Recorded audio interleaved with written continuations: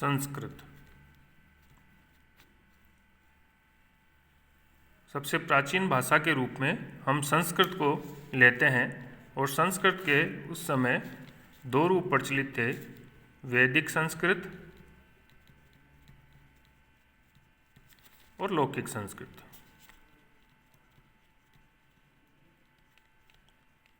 भाषा वैज्ञानिकों ने इसे प्राचीन आर्य भाषा कहा। प्राचीन आर्य भाषा। वैदिक संस्कृत का जो समय है वो 2000 ईस्वी पूर्व से 800 ईस्वी पूर्व तक, और लौकिक संस्कृत का 800 ईस्वी पूर्व से 500 ईस्वी पूर्व।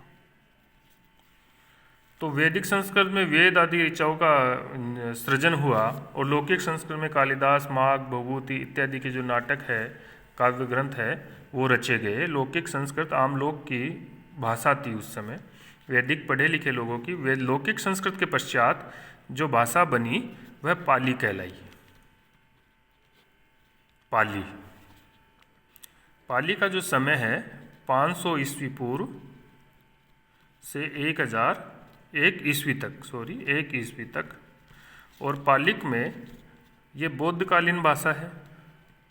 बौद्धकालीन जितनी भी रचनाएं हैं वो पाली में रची, चाहे विनय पिटक, धम्पद इत्यादि रचनाएं हैं। पाली के पश्चात जो भाषा बनी वह प्राकृत भाषा कहलाई, जिसका समय है 1 ईस्वी से 500 ईस्वी तक। जैन मुनियों इत्यादि के जैनकालीन, महावीर जैन के समय की भाषा है।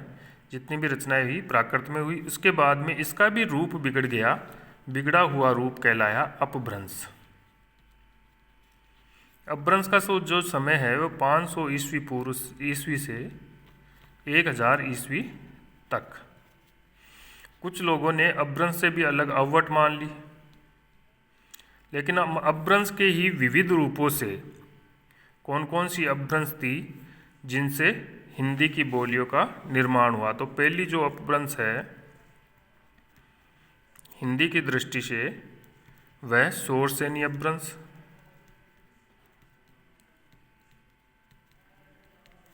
शोरसेनी अपभ्रंश की उपभाषा है पश्चिमी हिंदी। दूसरी राजस्थानी। तीसरी पहाड़ी। मैं हिंदी की दृष्टि से ही बता रहा हूँ, बाकी और भी शोरसेनी अपभ्रंश की उपभाषाएं हैं। और तो पश्चिमी हिंदी की बोलियां कौन कौन सी थी? कोरवी, हरियाणवी, बुंदेली,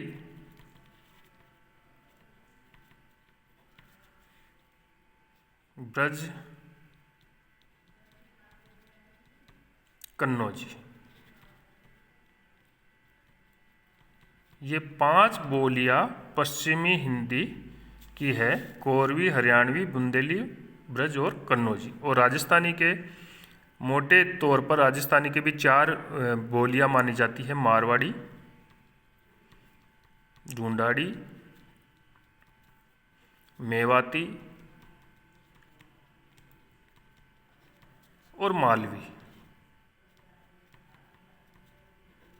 पहाड़ी के 2 रूप थे, मध्यवर्ती और पूर्ववर्ती पहाड़ी। मध्यवर्ती पहाड़ी के 2 रूप, 2 बोलियां, कुमाऊनी एवं गढ़वाली।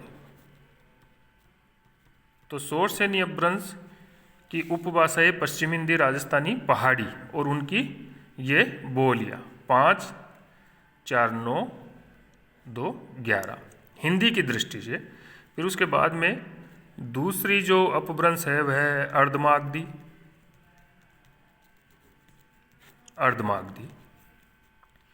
अर्धमागधी की जो उपभाषा है वह है पूर्वी हिंदी।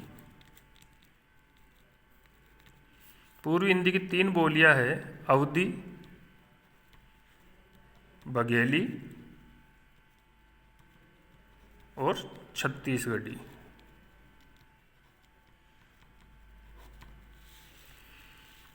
तीसरी जो अपभ्रंश है वह है मागधी अपभ्रंश।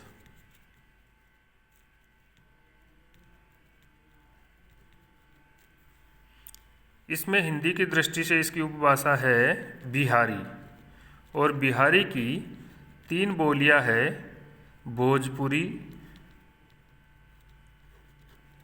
मगही और मैथिली। मोटे तौर पे ये जो सारा संसार है बोलियों का, इन संपूर्ण बोलियों का, अपभ्रंश की इन बोलियों का, वह हिंदी है, वह हिंदी साहित्य का, इनमें रचा गया जितना भी साहित्य है वह हिंदी साहित्य के अंतर्गत उनको हम स्थान देंगे, क्योंकि अपभ्रंश के ही कवियों को हमने प्रथम कवि के रूप में स्वीकार किया है। तो प्रथम कवि के जो कवि है, प्रथम कवि जो हिंदी साहित्य के माने जाते हैं, उन पे हम अगले वीडियो में चर्चा करेंगे। भाषा का ये डायग्राम आप अच्छी तरह देखिए और ऐसा डायग्राम बनाइए। बहुत सारे प्रश्न भी आते हैं कि हिंदी भाषा का उद्भव और विकास कैसे हुआ, तो उसका क्रमिक विकास संस्कृत से शुरू हुआ और इस प्रकार हिंदी का निर्माण हुआ। तो ये बहुत ही महत्वपूर्ण डायग्राम आपको याद रखने के लिए भी काम में आएगा। Thank you.